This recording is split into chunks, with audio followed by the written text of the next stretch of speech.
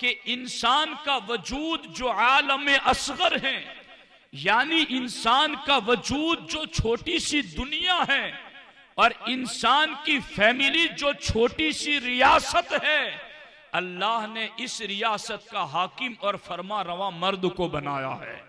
इस सल्तनत को चलाने का जिम्मेदार मर्द को बनाया है। और मर्द को जब बनाया है तो फिर मर्द को वो सलाहियतें भी अता की हैं, वो अजमतें, वो रिफतें, वो शानें भी अता की हैं। मर्द को अल्लाह ने जहन की बुलंदी अता की है। मर्द को अल्लाह ने फिक्र का कमाल अता किया है। मर्द को अल्लाह ने खुतबा और जुमा के कयाम का जिम्मेदार बनाया है। मर्द को अल्लाह ने निकाह और तलाक का मालिक बनाया है। मर्द कामिल तौर पर नमाज और रोजों की बिला नागा पाबंदी कर सकता है। मर्द को अल्लाह रब्बुल इज्जत ने हुदूद और किसास में गवाही के काबिल बनाया है। इस तरीके से मर्द की हाकिमियत को अल्लाह ने कुरान में जिक्र किया है। अब ये जब हाकिम है तो हाकिम को हुकूमत कैसे चलानी है? जब ये हाकिम है तो अपनी रियाया के साथ सुलूक कैसे करना है? जब इसको अल्लाह ने औरतों का घर का अफसर बनाया है तो इसने आगे इस छोटी सी सल्तनत को कैसे चलाना है? वो करीम रब हैं, वो रहीम रब हैं, वो रहमान रब हैं। अगर घर कैसे चलाना है हमें हमारे नफ्स के हवाले कर दिया होता तो मैं और आप तो एक कदम भी न चल पाते कि हमें इस छोटी सी सल्तनत को चलाना कैसे है। दुनिया के अंदर बड़ी बड़ी सल्तनतें मारज़े वजूद में आई। किसी ने कानून बनाया, 10 साल में बदलना पड़ा। कानून बनाया, 20 साल में बदलना पड़ा। कानून बनाया, 50 साल में बदलना पड़ा। लेकिन यहां पर अहकमुल हाकिमीन रब ने जिस मर्द को घर की रियासत का हाकिम बनाया, हुकूमत कैसे उसे चलानी है अल्लाह ने उसके उसूल भी बता दिए हैं। ये सल्तनत कैसे चलानी है अल्लाह ने उसके जाब्ते भी बता दिए हैं। और अगर सिर्फ जाब्ते बता दिए होते कि तुम यूं करो यूं ना करो तो भी हमें पता न चलता कि हमें तो कहा गया है कि ये करो ये ना करो, मगर अब हम ये कैसे प्रैक्टिकल में करें? तो अल्लाह ने कुरान के साथ अपने महबूब की सीरत भी अता फरमा दी। अल्लाह ने कुरान के साथ अपने महबूब की पूरी जिंदगी भी अता कर दी। और महबूब की जिंदगी भी आप देखो, कुरान के बारे में अल्लाह ने कहा कि मेरे महबूब लक़द कान लकुम फी रसूलिल्लाहि उस्वतुन हसना, कि महबूब तुम्हारी जिंदगी के अंदर लोगों के लिए नमूने अमल है। और फिर कुरान में महबूब की सीरत और सूरत बयान कर दी। और अल्लाह ने कहा इन्ना नहनु नज़्ज़लना ज़िक्र व इन्ना लहु लहाफ़िज़ून, महबूब इस कुरान की हिफाजत करने वाले हम हैं। इससे पता चला कुरान की हिफाजत भी रब ने फरमाई है और सीरत मुस्तफ़ा की हिफाजत भी रब ने फरमाई है। अब गौर करो, इस छोटी सी दुनिया को चलाने के लिए, ये घर की छोटी सी सल्तनत चलाने के लिए कुरान ने उसूल क्या दिए, उन उसूलों पर अमल करके हमारे आका ने अपना उसवे हसना हमारे सामने कैसे पेश किया। अगर इसको समझना चाहते हैं तो इस मुख्तसर सी तमहीद के बाद मैं समझता हूं कि ये बातें आपके सरों के ऊपर से गई होगी, मगर कोई तो हो जो इन वादियों में आकर के बात करे, जो कोई तो हो कि जो इन मंजिलों पर चल के कौम को समझाए। अगर आज भी यही समझ करके बातें छोड़ी जाती रही कि इनकी समझ में नहीं आएगा बात कैसे की जाए, तो मैं समझता हूं कौम इतनी भी कम जहन नहीं है कि बात समझ न सके। आप गौर करें इस चीज को, इस छोटे से जहान को जो इंसान का वजूद है और इस छोटी सी सल्तनत को जो इंसान की फैमिली है, चलाने के लिए रब ने कुरान का उसूल भी दिया और महबूब की सीरत भी दी।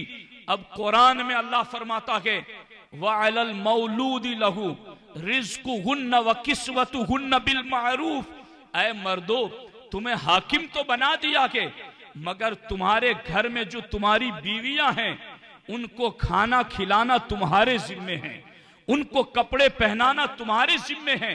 अस्किनुहुन्ना मिन हैसु सकनतुम, उन्हें मकान देना तुम्हारे जिम्मे है।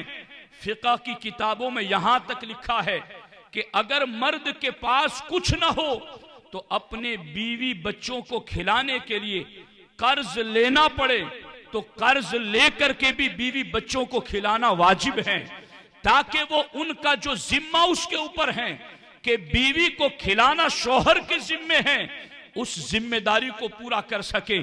तो हाकिम अगर हैं आप तो पहला हक आपका ये है कि जो आप खाएं वो अपनी बीवी को खिलाएं, जो आप पहने वैसा अपनी बीवी को पहनाएं, जिस मकान में आप रहें उसी मकान में आप अपनी बीवी को रखें।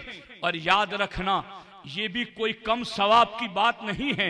हमारे नबी हुजूर सैयदुल मुरसलीन सल्लल्लाहु तआला अलैहि वसल्लम इरशाद फरमाते गए, एक दीनार वो है जो तुमने अल्लाह की राह में खर्च किया, एक दीनार वो है जो तुमने गुलाम आजाद करने में खर्च किया, एक दीनार वो है जो तुमने सदके में लगाया, और एक दीनार वो है जो तुमने अपने बीवी बच्चों पर खर्च किया। हमारे आका फरमाते गए, अल्लाह की राह में जो दीनार खर्च किया उस पर भी तुम्हें सवाब मिलेगा, गुलाम आजाद करने में जो खर्च किया उस पर भी सवाब मिलेगा, सदके में जो दीनार दिया उस पर भी सवाब मिलेगा। मगर जो दीनार तुमने अपनी बीवी पर खर्च किया अल्लाह उसमें सबसे ज्यादा अजर सवाब अता फरमाएगा, अल्लाह उसके अंदर तुम्हें सबसे ज्यादा अजर सवाब अता करेगा। तो अब आप देखें तो सही, हजरत साद के पास से जब हमारे नबी रुखसत हो रहे थे तो हजरत साद ने कहा, हुजूर मैं ये चाहता हूं कि मैं पूरा माल अल्लाह की राह में दे दूं। सरकार ने फरमाया नहीं। कहा हुजूर आधा दे दूं, कहा इतना भी नहीं। उसके बाद हमारे आका ने फरमाया, साद अगर तुम माल छोड़कर जाओगे और जितने लुकमे तुम्हारे बीवी बच्चे खाएंगे अल्लाह हर लुकमे पर तुम्हें सदके का अजर सवाब अता फरमाएगा। तो ऐ हाकिमों, पहला हुक्म तुम्हारे ऊपर यह है कि अपने बीवी बच्चों के रिस्क का इंतजाम ये तुम्हारी जिम्मेदारी है, और इसको सिर्फ दुनियावी जिम्मेदारी न समझो। रब ने जो तुम्हें हाकिम बनाकर ड्यूटी सौंपी है तो फिर हर लुकमे पर तुम्हें सदके का सवाब भी दिया है, हर मामले के अंदर तुम्हें अजर सवाब की बशारतें भी दी हैं। अब इसके साथ जब आप आगे चलें तो बीवियों का आपके ऊपर एक हक ये भी है कि आप बीवियों के साथ प्यार मोहब्बत का सलूक करें, उनके साथ शफकत और मोहब्बत का सलूक करें।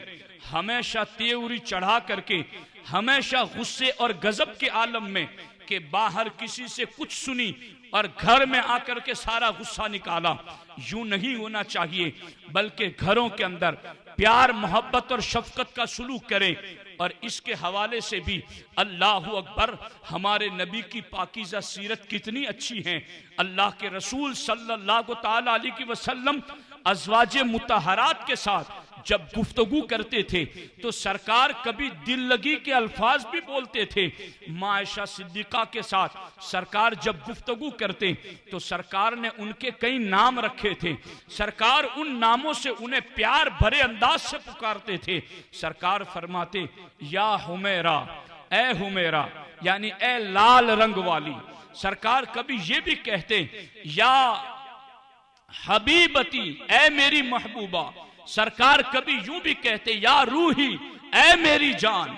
सरकार कभी यूं ही कहते, या रेहानती, ए मेरे फूल।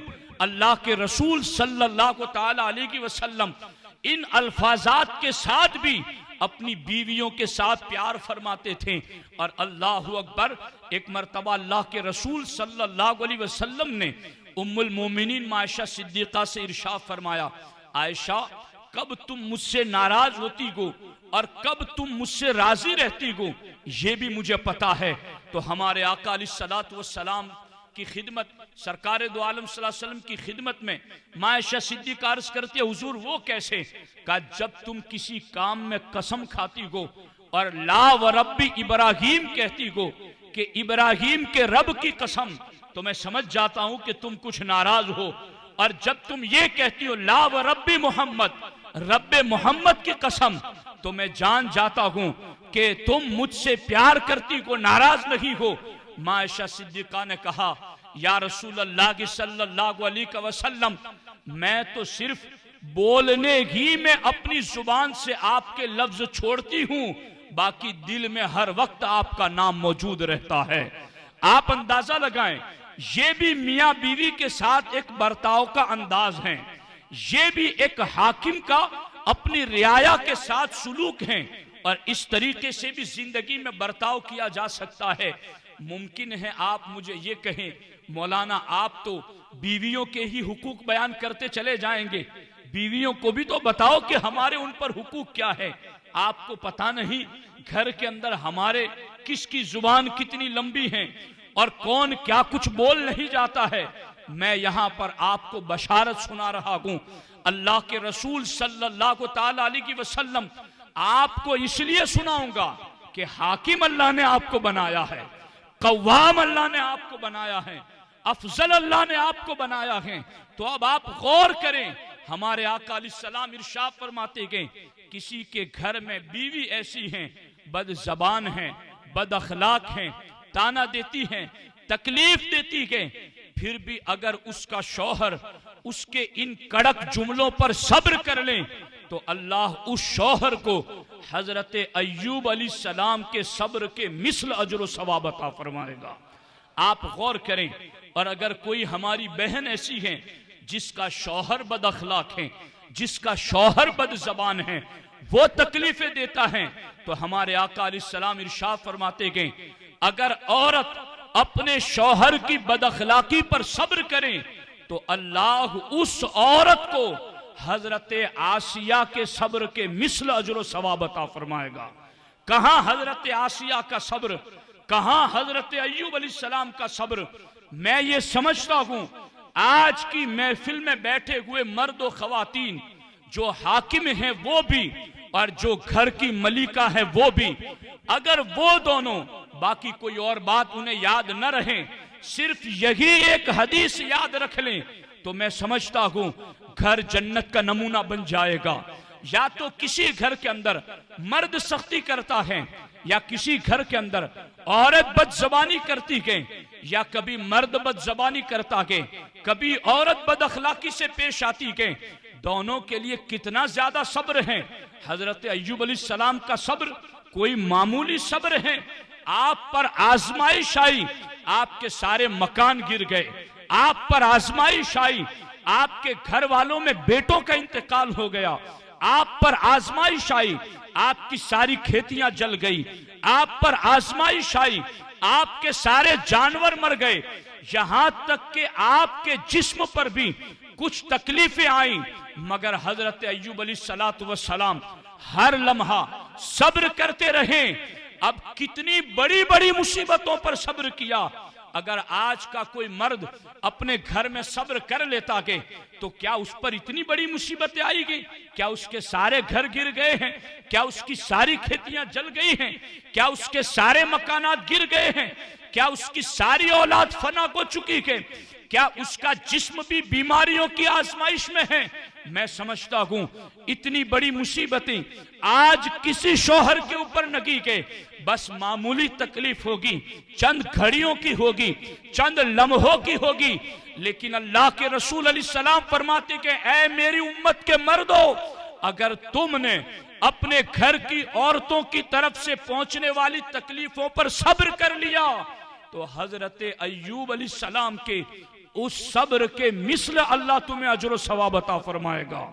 दूसरी तरफ बाज औरतें भी होंगी जो अपने शौहर की आदतों से तंग होगी, अपने शौहर की आदतों को पसंद नहीं करती होगी, लेकिन मैं अपनी उन बहनों से कहता हूं तुम्हें पता नहीं कि आसिया के सब्र का मामला क्या है। सैयदा आसिया वो हैं जो फिरौन के निकाह में थी और कलमा हजरत मूसा अलैहिस्सलाम का उन्होंने पढ़ लिया। हजरत मूसा का कलमा क्या पढ़ा? फिरौन ने कहा बाज आ जाओ वरना मैं तुम्हें सख्त तकलीफ दूंगा। उन्होंने इनकार किया, मैंने ईमान कबूल कर लिया, अब नहीं छोड़ूंगी।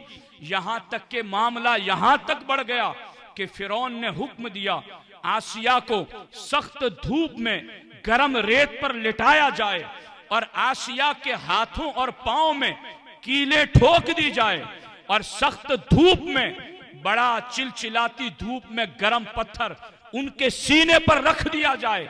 इतनी ज्यादा तकलीफों में सैयदा आसिया को रखा गया। आज मेरी कौन सी बहन है जिसके घर में इतनी बड़ी तकलीफें हो, जिसके घर में इतनी बड़ी आजमाइशें हो? किसी का शौहर आज बीवी को इतनी तकलीफें नहीं देता कि धूप में उसे लेटा करके हाथ पांव पर मेखे गाड़ देता हो और उसके सीने के ऊपर सख्त चट्टान ला करके गर्म रख देता हो और धूप में जलने के लिए छोड़ देता हो। कोई औरत ऐसी नहीं है जिसको उसका शौहर इतनी तकलीफ देता होगा। बस मामूली तकलीफ होगी, वो भी कभी कभी औरतों की अपनी पाली हुई होगी, वो भी कभी कभी उनकी अपनी गलत आदतों की वजह से होगी। लेकिन अगर फिर भी इन औरतों ने शौहर की बद अखलाकी पर सब्र कर लिया तो अल्लाह इन औरतों को सैयदा आसिया के उस सब्र का अजर सवाब अता फरमाएगा। आप अंदाजा लगाएं, ये है दीन, जिस दीन ने हमें पुरसुकून कर दिया है। आज शादियां होती हैं, चंद महीने नहीं गुजरते कि बातें होने लगती हैं, आपस में एक दूसरे पर एतमाद नहीं होता। इसलिए कि आज की नौजवान नस्ल सीरियलों से सीख रही है कि मियां बीवी को एक साथ कैसे रहना है। आज की नौजवान नस्ल पिक्चर और ड्रामों से सीख रही है कि मियां बीवी को एक दूसरे के साथ कैसे रहना है। तो जहां से सीख रहे हो, अंजाम सीरियल में जो होता है, फिर इनकी जिंदगी का भी अंजाम वही हो जाता है। मैं समझाना चाहता हूं, सीरियलों से वो सीखें जिनके पास कुरान नहीं है, सीरियलों से वो सीखें जिनके पास किरदार मुस्तफा नहीं है, सीरियलों से वो सीखें जिनके पास असहाब अहले बैत की सीरत नहीं है, सीरियलों से वो सीखें जिनके पास औलिया और सालिहात का किरदार नहीं है, जिनके पास मोहम्मद अरबी जैसा कायद हो। उन्हें दुनिया में किसी और की पैरवी की कोई जरूरत नहीं है। मैं असल में ये बात समझ रहा हूं। असल मामला क्या है, एक रास्ते से आप गुजर रहे हैं, वहां अंधेरा है और अंधेरे के अंदर जब बंदा गुजरता है तो कभी उसका पांव कीचड़ में पड़ जाता है, कभी उसका पांव गड्ढे में पड़ जाता है, कभी गिरता है, ठोकर लगती है, हाथ पांव में जख्म लग जाता है। लेकिन एक बंदे ने देखा कि यहाँ रोजाना लोग गिरते चले जाते हैं, लाओ मैं यहाँ बल्ब लगा दूं, मैं यहाँ रोशनी कर दूं ताकि लोगों को ठोकर न लगे, लोगों का पांव नजासत और गलाजत और गंदगी में न गिरे। जैसे ही उसने बल्ब लगा दिया, अब वहां रोशनी हो गई। अब लोग देख के चलते गए, पांव गंदगी में नहीं डालते, पांव गड्ढे में नहीं डालते, अपना वजूद बचा बचा करके चलते गए।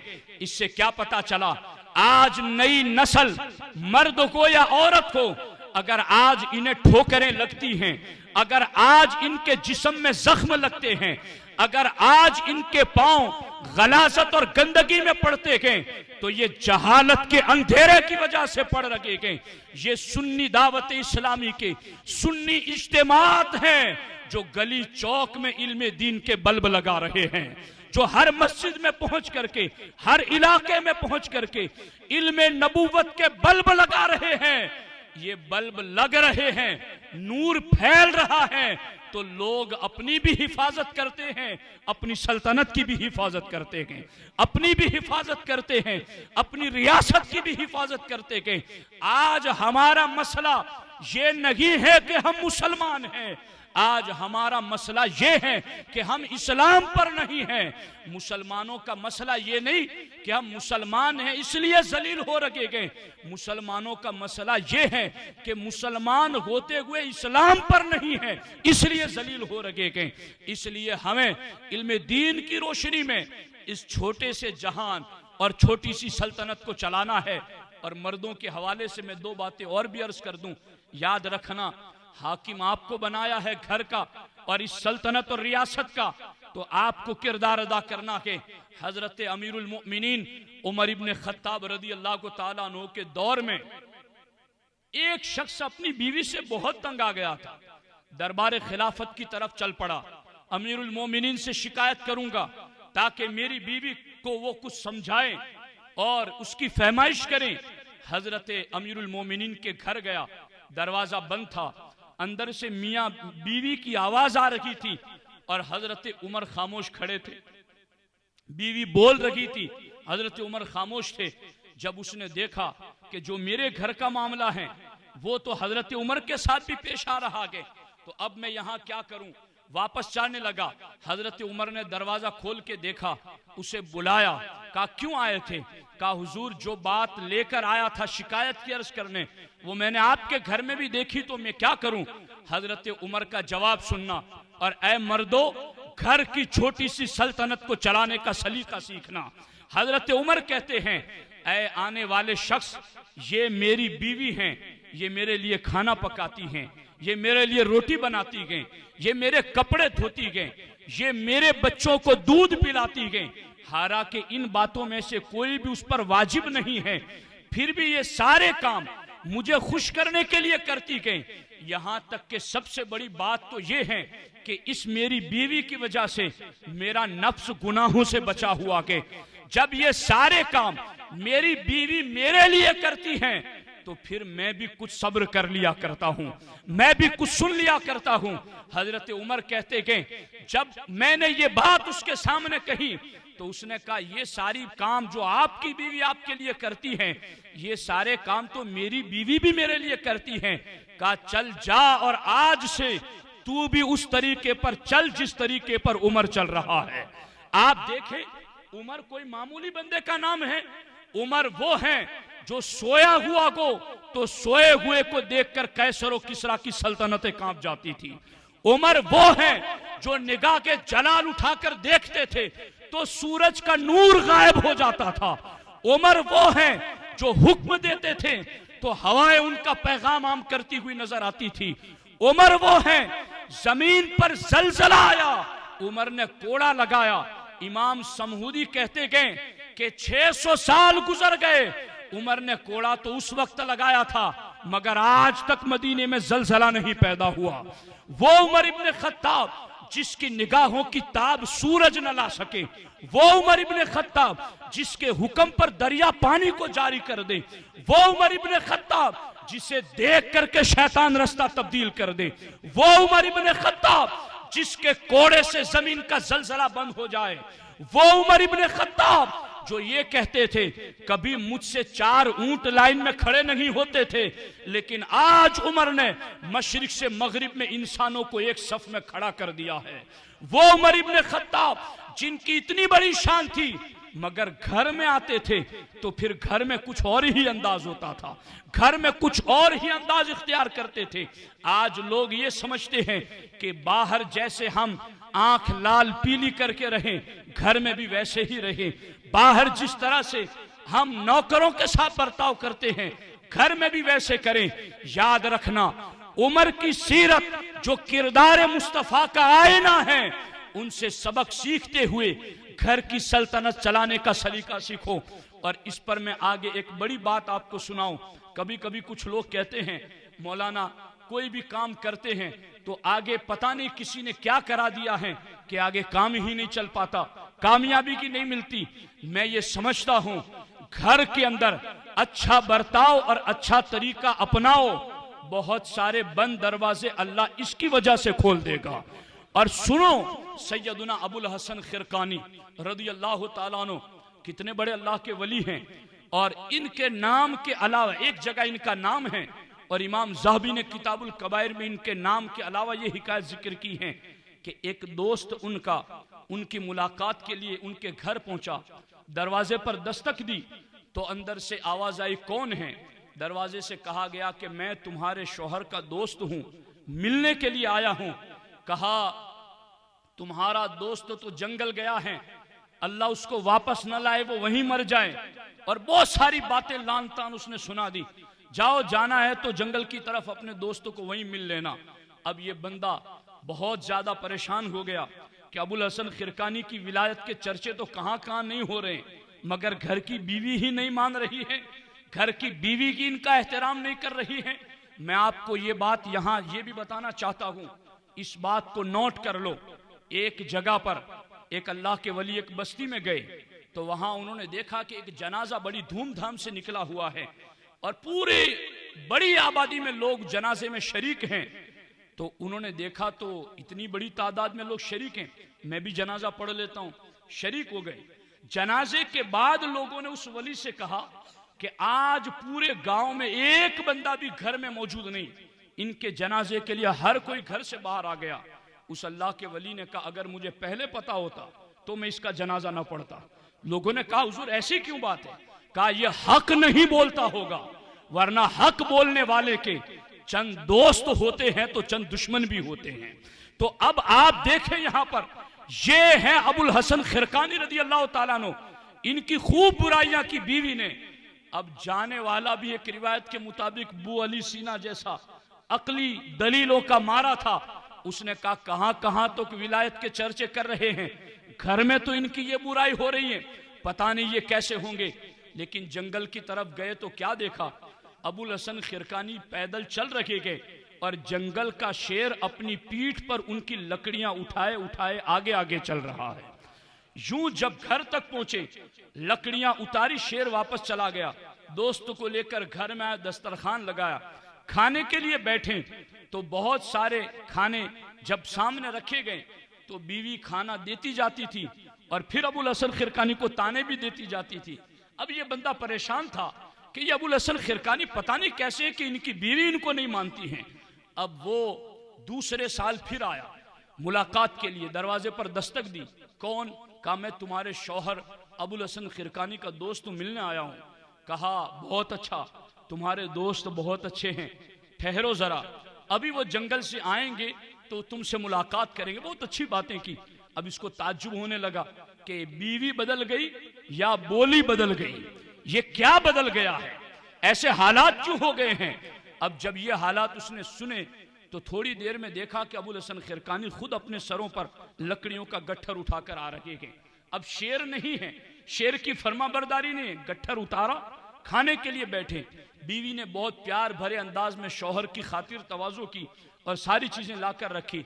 और जब दोस्त जाने लगा तो उसने कहा यार मुझे बात समझ में नहीं आ रही है कि गुज़िश्ता साल में आया था तो तुम्हारी बीवी बड़े कड़क लहजे में बात करती थी, इस साल आया हूं बीवी बड़े नरम लहजे में बात करती है। गुज़िश्ता साल आया था तो शेर तुम्हारी लकड़ियां उठा के चलता था, इस साल आया हूं लकड़ियां तुम खुद अपनी पीठ पर उठा के चलते हो, क्या मामला है। अबुल हसन खिरकानी अली रमा फरमाते हैं मेरी जो गुज़िश्ता साल वाली बीवी थी उसका इंतकाल हो गया है और ये मेरी नई बीवी हैं। अबुल हसन खिरकानी फरमाते हैं शेर की फर्मा बरदारी का मसला ये है कि जब तक ये बीवी बदजुबानी और बद अखलाकी से पेश आती थी और मैं इसकी बद अखलाकी पर सब्र करता था तो इस सब्र के बदले में अल्लाह ने जंगल के जानवरों को भी मेरा फर्मा बरदार बना दिया था।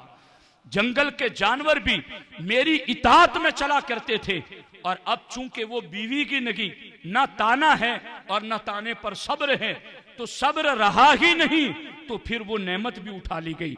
आप अंदाजा लगाएं अगर मर्द सब्र करेगा तो उसको कितना बड़ा अजर और सवाब मिलेगा और कितनी बड़ी नेमतें वो पाएगा। इसलिए ए मर्दो, मेरा और आपका वजूद एक आलम असगर है, ये एक आलम सगीर है, एक छोटी दुनिया है और हमारी घर की फैमिली ये छोटी सी सल्तनत और रियासत है और इस रियासत का हाकिम अल्लाह ने मर्दों तुम्हें बनाया है तो फिर इस सल्तनत को चलाने का ढंग सीख जाओ। चंद दिनों पहले जब मैं अफ्रीका जाने से पहले बड़ौदा प्रोग्राम में गया था तो एक बड़ा पढ़ा लिखा शख्स मेरे पास आकर मुझे कहने लगा कि हमारे बड़ौदा तांदलजा के अंदर पुलिस डिपार्टमेंट के लोगों ने मुझे बुलाया और बुला करके इतनी ज्यादा थप्पी अर्जियों की मेरे सामने रखी और कहा इस इलाके में मुसलमानों की सबसे ज्यादा मस्जिदें हैं और वो हिंदू ये कह रहा था कि हमारा मानना ये है कि मस्जिदों का ज्यादा होना इससे पता चलता है कि यहाँ दीनदार लोग ज्यादा रहते हैं, जभी तो ज्यादा मस्जिदें बनाई हैं। मगर इस इलाके में सिर्फ आज के दिन की मुस्लिम बीवियों की मर्दों के खिलाफ और मर्दों की मुस्लिम बीवियों के खिलाफ ये इतनी ज्यादा अर्जियां आई हुई। तो तुम अपने उलमा को जमा करो और उन्हें समझाओ कि अब जो हालात जमीन पर चल रहे हैं उसकी बात करो मजलिसों में, जो जरूरत है कौम को उसकी बात करो जुमा के खिताबात में। तो आज मुस्लिम नौजवान नस्ल रिश्तों को तोड़ रही है, छोटी छोटी सी बातों पर तलाक तक की नौबत चली जाती है, और फिर माँ बाप भी नहीं समझते हैं। तो मैं ये समझता हूं अल्लाह ने अक्ल का कमाल आपको दिया है, हाकिम आपको बनाया है। हाकिम अपनी सल्तनत को तोड़ता नहीं है, हाकिम अपनी सल्तनत में फसाद पैदा नहीं करता, हाकिम हिकमत से और तदबीर से सल्तनत चलाता है। और याद रखना हमारे नबी अलैहिस्सलाम ने इसीलिए फरमाया कि अल्लाह ने औरत को टेढ़ी पसली से बनाया है, और सरकार ने फरमाया टेढ़ी पसलियों में भी सबसे टेढ़ी पसली ऊपर की होती है, और अल्लाह ने उस ऊपर वाली पसली से औरत को बनाया है। सरकार ने फरमाया इस पसली को खूब सीधा करना चाहोगे तो तुम तोड़ दोगे, और तोड़ना ही तलाक है। इसको सीधा करने की कोशिश मत करो, उसके टेढ़ेपन से ही फायदा उठा सको तो उठा लो। तो ये है औरतों के सिलसिले में।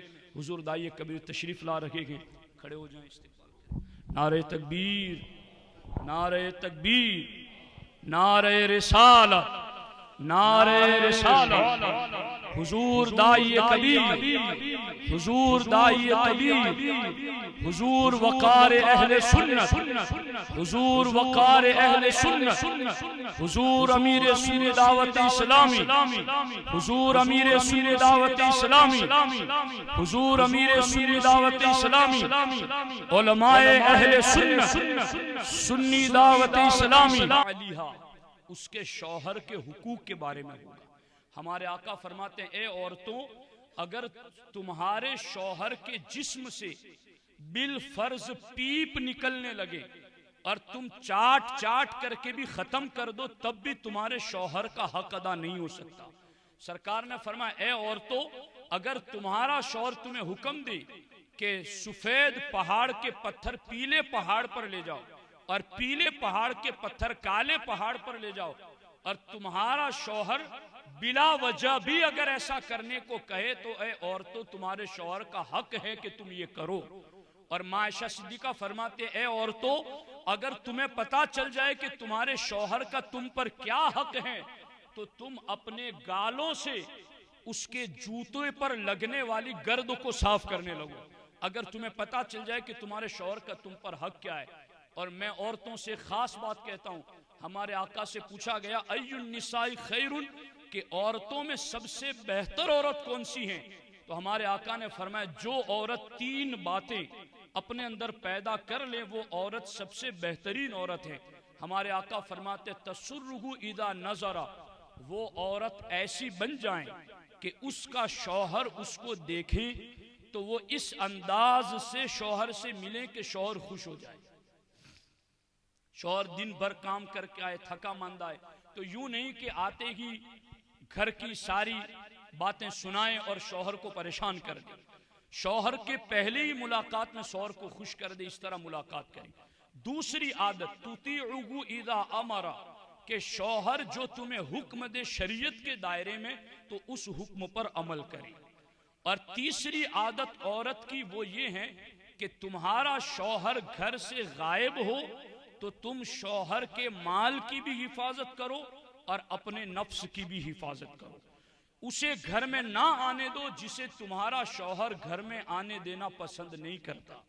अगर ये 3 आदतें बीवी में पैदा हो जाए तो हमारे आका फरमाते कोई उस औरत को बेहतर कहे या न कहे, मैं नबियों का इमाम उस औरत को बेहतरीन औरत करार देता हूँ। तो ये था मर्द और औरत से मिल करके छोटी सी रियासत और सल्तनत, और एक आलम असगर के जरिया इंसानी एक छोटी सी सल्तनत को कैसे चलाना है। कुरान और सुन्नत की रोशनी में चंद बातें मैंने अर्ज कर दी।